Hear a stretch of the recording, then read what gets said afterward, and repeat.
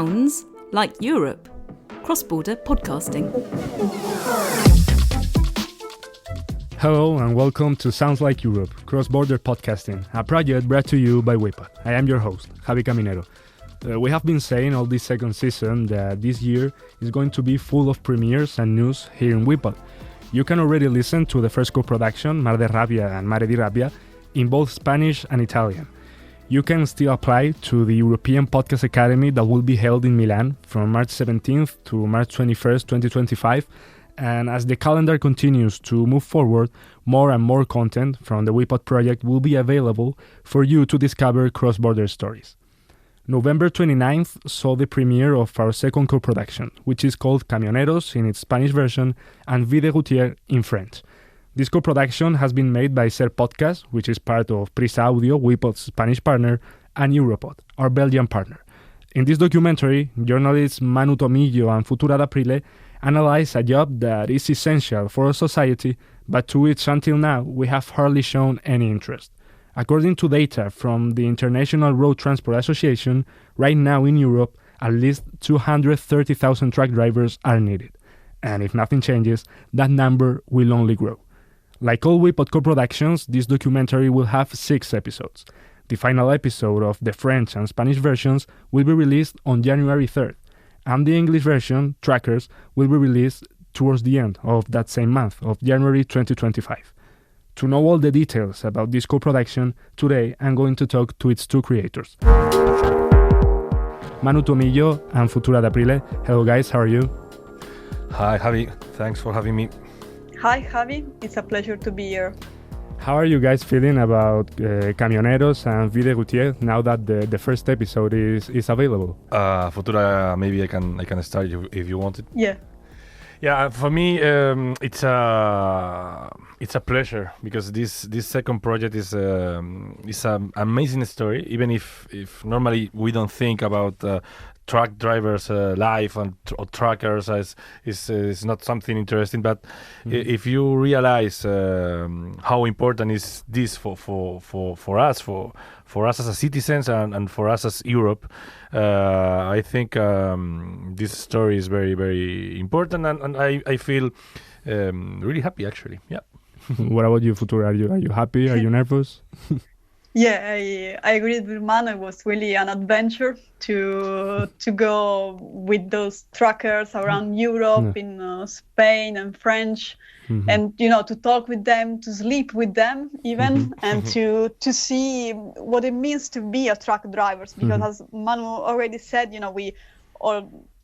each day we see truck drivers on our road, but we never think about them, about their life, what it means to be a truck driver. So we learned a lot of stuff during our trip, and it's really great to see it in a podcast now. You have made, as you said, several trips to prepare this podcast, but before we get there, I wanted you to tell me, how did you combine working in this project, in Camioneros and Vie de routiers, with the other podcasts that you're working on? Because Manu, for example, you were working on Mar de Rabia during the whole year as well. Futura, you have been as well working on the other projects that Europod is preparing for the WePod project. So let's start with Manu. How did you combine these podcasts? Actually, at the end of the day, it's like our job. I mean, journalism is like that. No, you need to combine a lot of projects in between. So it wasn't easy. I mean, sometimes we were thinking, for example, Futura and me, we were working together all time. So it wasn't easy to combine these Camioneros or Vie de routiers with other projects. But it's our job. I mean, for example, for me, it was like during the first hours of the day. I mean, from 10 to 13, for example, I was working on Camioneros, and then maybe I was working on other projects, and my brain is like collapsing all day. But it was funny. I mean, it's not easy, but at the end you need to be prepared, because as a journalist, it's our job. It's not normal to have just one project in your hands. So yeah, it's not a nightmare, but funny. Yeah, you have to juggle That's through it. the process. Yeah, you need to manage everything, but it's okay. Yeah. And what about your brain, Futura? Yeah, it's still intact, but it was easier for me because the other co-production I'm working on it still hasn't really started. I will start in December, to go around Europe, and not only Europe, to work on it. So in the last few months, I just did a few interviews online and a lot of research. Mm-hmm. But yeah, it was quite easier than for Manu. So I'm sorry, Manu. No worries. Yeah. But I have to say that it was for sure easier to work on this project with Manu. It was really great to work with him. We always agreed on almost everything, I would say. So for sure it has made everything easier for both of us. And how was the script writing process for this co-production? Were you writing the first episode, for example, and then you showed each other some ideas, or were you working throughout the whole process together? The reality is that between Futura and me, we speak Spanish because Futura speak Spanish very well. So that's made everything easier. I mean, for sure, if we need to speak Italian or French or English, it wasn't the same. So that's the first point, because that changed everything. If you have a language that for you it's easy, because for me, okay, it's my mother tongue, but even Futura speaks very well Spanish.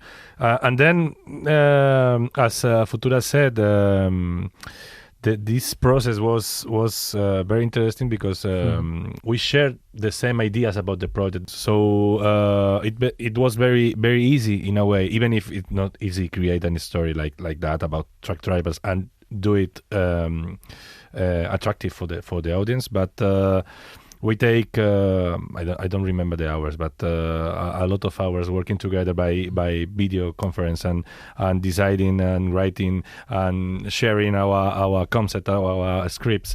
It's a good experience, because as Futura said, for me it was the same. It was amazing to learn with her and to create from zero this story. Yeah. Mm-hmm.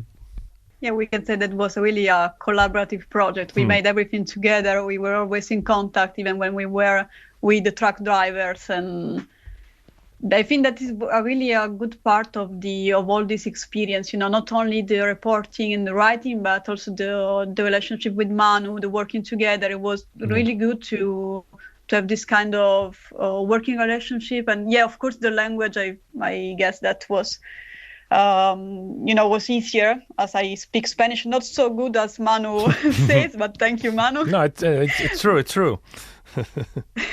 So it made, of course, easier to work together, but we really were on the same page, and I think that's something not so common, and I really appreciate it. And yeah, I think that's our one of the most important point of this project. Yeah, because in this project we made together the script, but also we were reporting on the ground, not together, but we were reporting on the ground for the other project. I mean, I was working with the French truck driver, and Futura came here to Spain to work with the Spanish female truck driver. So that made that helped me to understand the whole project. I mean, I was driving through France and Germany, and she and Futura came here to drive through Spain, and that helped you and to understand the project and the other side, the French side of this project, and I can imagine that Futura understand better our reality here in the industry. So that's another level of this co-production. Yeah. Yeah, it's like you cannot understand Camioneros without understanding Vida Routier at the same time. That's right? it. You have the whole map in your head. Yeah. So to know how the life and the work of these truck drivers are, as you have been saying, you have lived with them. Manu, you were traveling with Basilio and Samuel as well, and Futura, you were here in Spain with Sandra, and then you were with Audrey. So how did you find them, and why did you choose these truck drivers? Why them? Futura maybe can... Yeah, but Sandra, that is the Spanish truck driver, Manu, founder, in social media, I guess. Yeah. Manu, correct me if I'm wrong. Yeah. And as for Audrey, the French truck drivers, I really had some difficulties on finding French truck drivers, young and female truck drivers. So at the end, I sent an email to RAS Interim. This is an agency in French that organize RIS Interim. It's an agency that offers interim courses to young female who wants to young ladies that wants to learn how to drive a truck and became a female truck driver. So I sent them an email. They were really helpful and put me in contact with Audrey, and she was fine with the project and she was on board immediately. Yeah, for me it was more or less the same. I mean, truck drivers are not people. I think this is not general, but you know what I mean. They don't trust medias, you know, because they feel that medias don't explain very well their situation, their industry, their job, and everything. So it wasn't very obvious to find people, but actually I found Sandra in a Telegram group, because Telegram, I don't know if you know, but there is a lot of things that you can find it just searching in Telegram. What are you looking for? For example, I type truckers, Spanish truckers, and blah blah, and there is a lot of different groups, and there in one of these groups I found Sandra. And then for example, Basilio, it was a friend of other truck driver that I contact before him, and he gave me his contact, and then it was quite easy, because Basilio here, he's not famous, but he's a well-known truck driver here in social medias and YouTube and everything. So it was easy, and he was open to let me get in the truck and everything. And then the French truck driver, it was more or less the same, but it was Futura who made the first contact with other French truck driver, and he was very very polite, but he didn't want to be part of the project, but he gave me his contact, and Samuel was amazing. We were very lucky, you know. We found very interesting person, very interesting people for this work, and it's important for them to be polite, as you are saying, to be able to tell their story, but they have to as well be able to represent like a whole sector. So I think that you found some very interesting and important profiles in this transportation. And you need to think that the cabin of the truck is a very private space for them. So Futura were sleeping with Sandra, I was sleeping with Samuel. Yeah, they were opening their houses for you. That's it. They opened really their houses for us. So it's very difficult to create this space of trust and everything. So it's and that's what Sandra always say, that the truck is little home. It's su casita. Home. Yeah, su casita. And being a truck driver, talking precisely about Sandra Futura, is something that is traditionally associated with men. And this is something that you also talk about in the first episode of your documentary. Could you tell me, I don't know if you have the exact number, I don't know if there is a way to have the exact number either, of women truck drivers in Europe, and how was your experience with Sandra in this regard, and with Audrey as well? Yeah, you're right. This is a job that it's mainly made by male truck drivers, so you can find just a few female drivers in Europe. And I have some numbers. In general, in Europe, only 3% of truck drivers are women. And if we look at French and Spain, in French, just 4% of them are female, and in Spain, it's just 2%. Okay. In Italy, otherwise, it's 7%. So, But the point is not just numbers. Being just a minority, it means also that you have to face a lot of difficulties that the male truck drivers don't have to face, because you're a woman and you have to think of security in a different way. There was something that, for example, Sandra, but also Audrey, they talked a lot about it. Because you are sleeping in your truck, it means that you have to be careful where you sleep and who is around you, or even if you have to go to the bathroom, that it's something very basic. It's not like when you are a man. So it was really interesting, also because when you are a woman, you drive a truck, people normally assume that you are not capable of doing that. So you have to demonstrate, to prove every day that you are there, because you can do that, and you can do that in the same way as a male truck driver can. Yeah, but the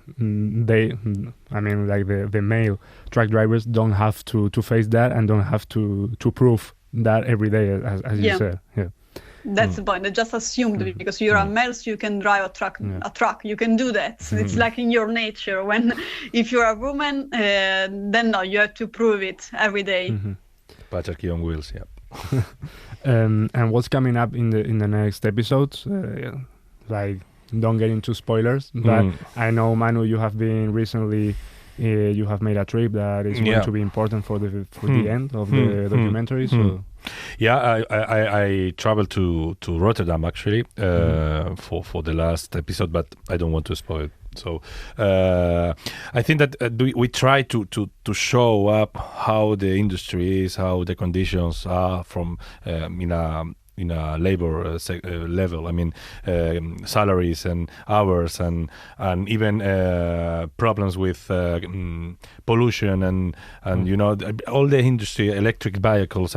We try to show how important is this sector for us, because sometimes we don't think that actually everything that we use in our daily life, it came to us through a truck. I mean, vehicles, food, jobs, medicines. Everything is through give it to us through a truck. So it's very, very important, and we try in this documentary to show up why it's so important for us, and why it's very, very important that we don't let this industry fall down. So this I think that this is the things that we are gonna discover in this documentary, Camioneros and Vida Routier. Yeah, I think there's a sentence that I listened to in the first episode. You also mentioned that in the trailer of the series, that this is a sector that can bring governments down. Yeah. It's like a trick that Basilio said, talking about general strikes on the sector, because it's true. If you have this whole industry with a general strike, for example, can make a government fall down, and we are when we live in our homes, for sure we don't think about it, but it's very, very important. Yeah. And Futura, this listening to the first episode as well, talking more over not only about the female situation of being a truck driver and what it brings with that. What did you learn from both Sandra and Audrey, sleeping with them, traveling in Spain and in other parts of Europe? What did you learn from their job? Well, first of all, I learned that actually it's a job that even a girl can do, because Audrey is very young. She is 25. And, when I was 25, I would never imagine me doing something like that. Because it's a very physical job, you're always around Europe, you're mostly alone. That's an important point. We don't consider that too much, but truck drivers are all the time alone in their cabin, and it has a huge impact on their mental health. That is something we will discuss in the podcast, not only, the physical part of this job and all the problem with salaries and working hours, but also what are the consequences at physical and mental level. For Sandra and Audrey, it wasn't an issue for now. That's for good. But, they are very young. They also are very strong. I have to say that they are very strong women. But, mental issue is something that we we need to address when we talk about the right of truck drivers. In another part is that I learned that, with them, it's security again. It's something that I want to stress a little bit more, and also family, because when you are a woman, you want to have a family. It's up to you to make a baby and then to take care of the baby, at least at the beginning, of course. And then it means that you have to change your career. And you can do that if your rights are respected, if you are paid as you have to be paid, if you have a contract. So, all those kind of problems that we have not only in the truck, in this sector, but in general, but those are some issues that came out during our time together. So by the time this episode of Sounds Like Europe comes out, only the first episode of Camioneros and Vida Routier will be available, but I encourage everyone listening to keep an eye and keep an ear on this podcast and on this investigation, because I know it's an issue that affects us all in a way, and being able to discover it from the inside of a track, literally, I think it is very both interesting and important. That is like the perfect combination for a documentary to work. Guys, before we end this episode, I would like to ask you a couple of questions about your listening habits right now outside of the track. Let's start with Manu, for example, here beside me. What's your favorite podcast right now? For me, Mar de Rabia. Mar de Rabia. No, yeah, of course. But for me, it's always very, very hard to answer this question, because it's very hard to do a classification or something. But the last podcast that I heard and listened, it was Sweet Bobby. And actually, you can find also a documentary on Netflix created after this podcast, and it talk about catfishing. I don't know if you know the concept of catfishing. You pretend to be someone on internet that you are not, and it's a horrible story, but it's a very well done documentary investigation and podcast about women, and it's very, very interesting. I really like it. I really enjoy it, and then also when you watch the documentary on Netflix, you can do the whole picture of what happened there. And so Sweet Bobby is my last and better podcast that I listened the last few days. Okay, Futura, what about you? Well, I'm just starting to listen to Elon, A Star Is Born, by Tortoise Media. I really just started. It's just one episode right now, but you focus, of course, on Elon Musk. Because I wanted to know more about him now that he's part of the next Trump administration. So, unfortunately. But I recommend to listen to this podcast, because it really gives you a better idea of who this man is, how he can impact the next administration, the US, and of course also us in Europe. And it's made by Tortoise Media.